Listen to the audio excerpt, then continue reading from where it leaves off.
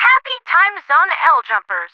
Today's broadcast is not the usual news, but rather to step back and talk about something a little bit different. One of the finest strategy games ever crafted by the hands of mortal kind, XCOM 2. A game about aliens and villains, heroes of the resistance, and also something a little more human. A deeper dive into the hidden messages, deeper meanings, and metaphorical applications of media. This is the start of an ongoing video series on the subject that I have been trying to put together for the better part of a year now, and I wish to stress that this is in addition to my usual broadcast schedule, rather than a replacement thereof. You're not missing out on anything because I'm working on this, and let's be honest here, Helldivers 2's been kind of meh lately. Evidently, I am now a monkey shackled to a typewriter, hammering out scripts for my audience's amusement. I have lost 10 pounds from forgetting to eat, and my husband no longer remembers my face. Truly, these are dark times for the Federation. Originally, I had planned on all of this being a singular video that kept to a roadmap, but as I did my research, I very quickly found out that this is a massively deep topic with lots of buried secrets and hidden, half-told truths. In order to give each topic the respect it deserves, I'm splitting them up into several videos. If I did my job right, I've already got these vids ready to go, and we'll be releasing them every Sunday until the series is complete. With that sobering note out of the way, let's dive right into the basics. What even is XCOM? On a basic level, it's a turn-based tactical RTS with a real-time strategic layer based off of a game that came out in 1994, designed by Julian Gollop, quite possibly the nerdiest British man in existence. He originally wanted to call it UFO Enemy Unknown, but his American producers changed it into XCOM UFO Defense, and honestly, that might be one of the few times in history when executive meddling was probably a good call. In fact, I hear that Mr. Gollop is still involved in the gaming industry as the CEO of Snapshot Games, who made Phoenix Point a few years ago, still trying to catch that lightning in the bottle from the early 90s, although XCOM 2 is a very hard act to follow. But let's get back on topic. There's actually quite a lot of lore to get into here. XCOM originally began as the Bureau of Operations and Command, created by President John Kennedy during the Cold War. Despite being considered one of the better Kennedys and widely thought of as a good move to counter extraterrestrial/Soviet aggression, let's be honest, nobody played the Bureau, so we're just gonna go ahead and ignore all of that. Officially, the entity that would become XCOM did nothing until the 1960s, where strange lights were seen in the skies, and scattered reports of cattle mutilations began to filter back to police. Really strange stuff. Skin, eyes, udders, various internal organs removed almost with a surgical precision, but it was dismissed as some dude out in the woods with a Scooby-Doo mask and a sick sense of amusement that the cops haven't caught up to yet. Nothing to see here, this is normal. If a little unsettling, but XCOM was paying attention. The reality turned out to be much, much darker than anyone could have imagined. And as the decades passed, people started reporting missing time, surreal experiences of being taken up into flying saucers on beams of light, or just simply disappearing into thin air. Like what happened to Benny and Barney Hill, where they told the story of being taken aboard an alien craft, medically examined, having their knowledge tested, and then released back into the wild like they were some sort of tag animal. Things escalated from there, with missing person reports filtering back to the authorities. Then whole groups started disappearing. And then whole towns were taken in the dead of night, sometimes with food left on the stove. It was clear that some higher power was moving within the shadows, gathering information and probing our weaknesses. Amongst other things, yes. Even so, this all was still vague enough that the governments of the world could keep it under wraps, dismiss it as Cousin Jethro partaking of too much methanol and getting lost in the woods before going to meet his maker, or possibly group hysteria. After all, weirder things have been cleaned by governments seeking to maintain their sense of power and control, have they not? But when an alien flotilla parks itself over a major city and starts actively shelling it with weapons of mass zombification, that's a little bit harder to dismiss. When hundreds of people are slain in broad daylight in front of cameras and local authorities have to admit in a press conference, we know what this is, something has to be done.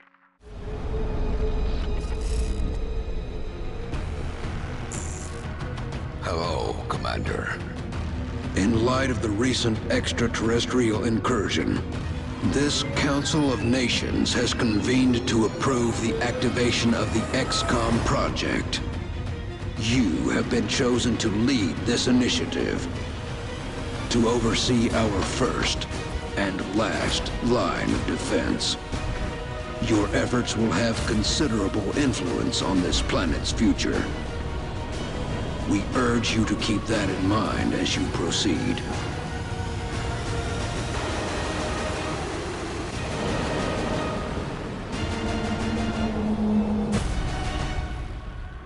Good luck, Commander.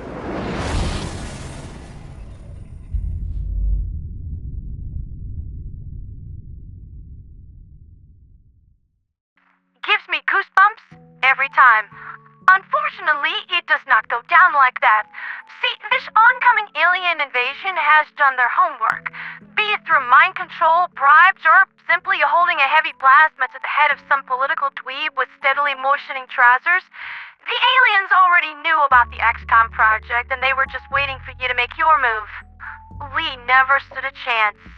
XCOM's underground base was utterly destroyed, its people killed, abducted, or scattered to the winds. You, the commander, are taken and wished off to some liberty-forsaken black site. For interrogation? No, nothing so pedestrian. These aliens, the Advent Coalition, are not lacking in imagination. See, the first game is actually more of a total recall situation. It is canon, even if you win, just not in the way that you think that it is. What goes down is far more horrific and traumatizing.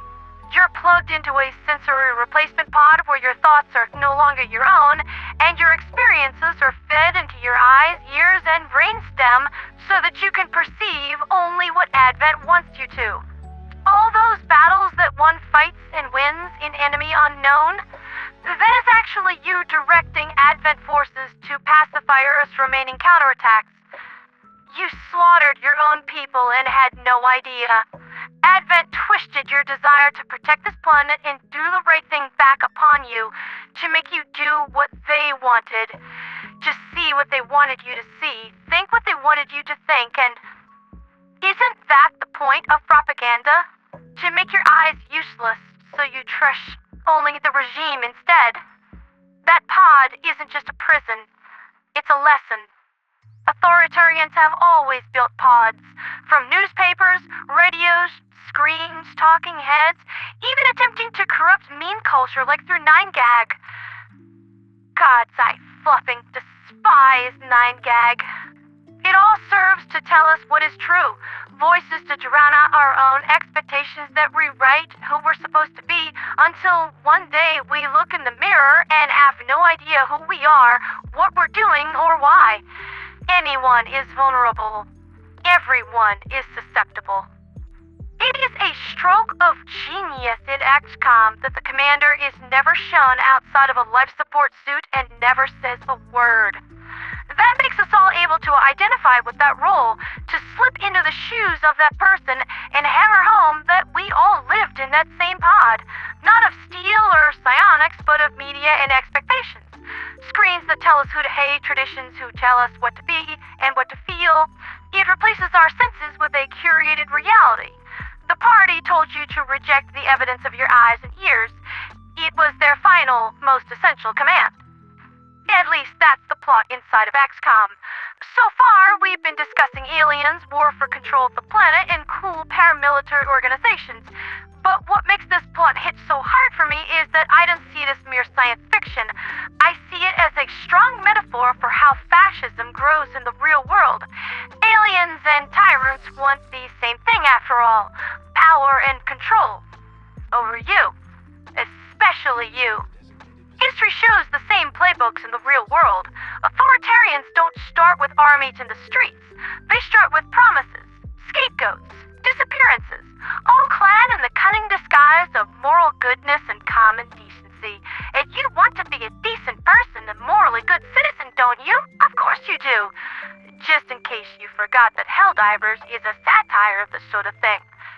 This video series is a deep dive into the comparisons of how the powers that be, the authorities, the governments of the world who would run our lives are more alien to us than any muton, and how deeply, profoundly queer-coded XCOM is as an organization.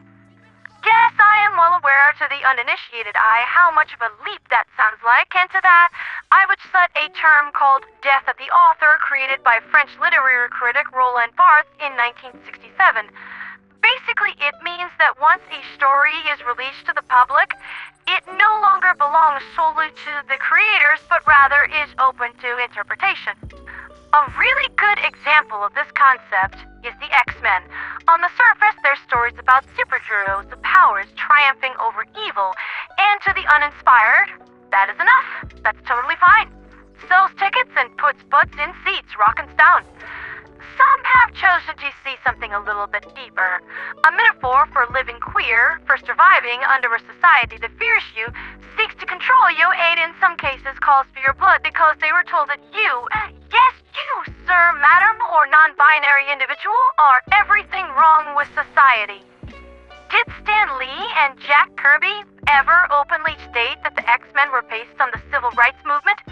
Or the LGBTQ plus rights movement? Or represent oppressed minorities in any way? Did Firaxis sit down in the office one day and say, "All right, everyone, this is going to be a metaphor for queer survival under alien fascism"?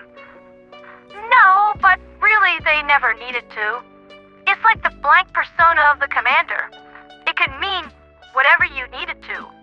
Whatever you can plug yourself into and draw hope from.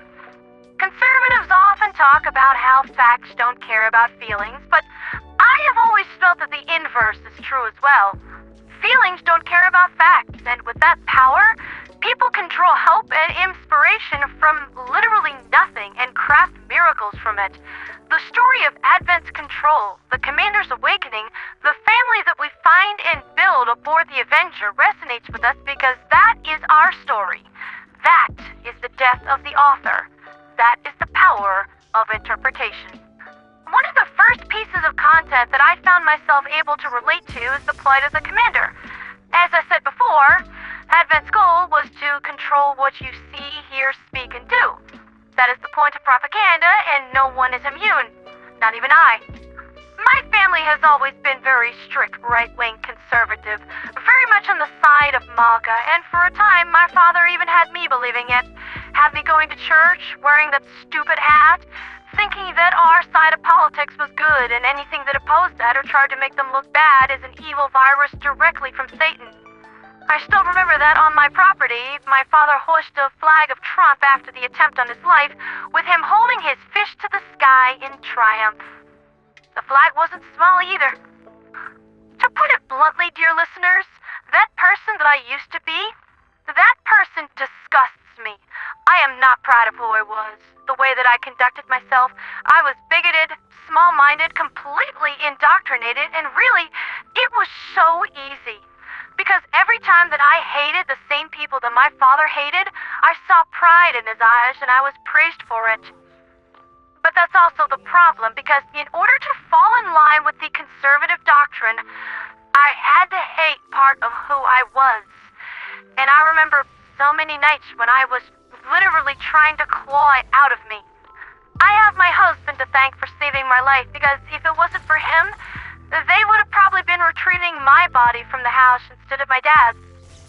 One just can't live with that much self-hate.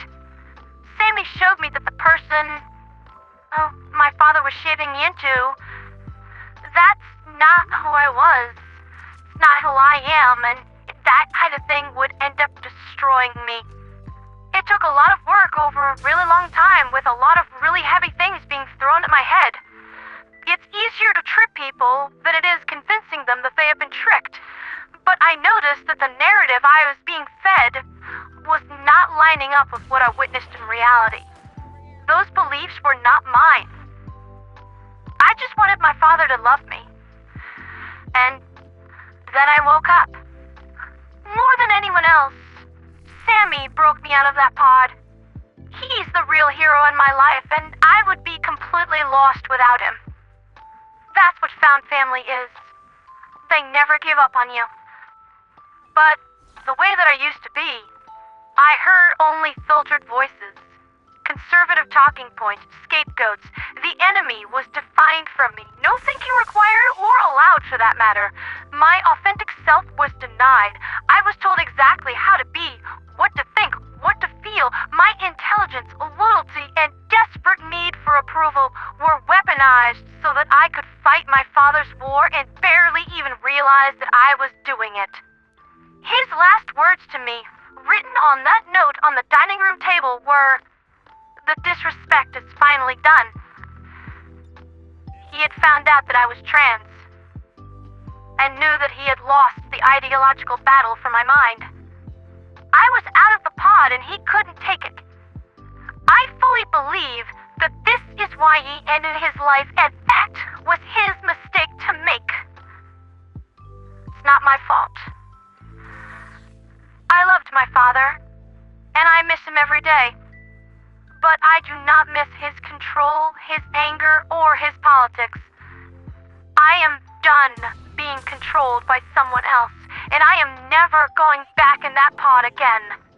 This is just one example of how this kind of systemic propaganda can shatter families and control lives. I remain ashamed of who I used to be, but I am also realistic. If this kind of control wasn't effective, they wouldn't do it, would they? Many regard me as a pillar of the trans community, but when I say that there are very few truly evil people in the world, and that most people doing wrong simply have no idea what to do with their pain, I'm talking about myself. If I, the radio angel, am susceptible to propaganda mind control, then none of us are safe. This is how they keep us in line. This is how they keep us in the pod. This is how they keep us all in the closet. But that's enough for my first video on the subject.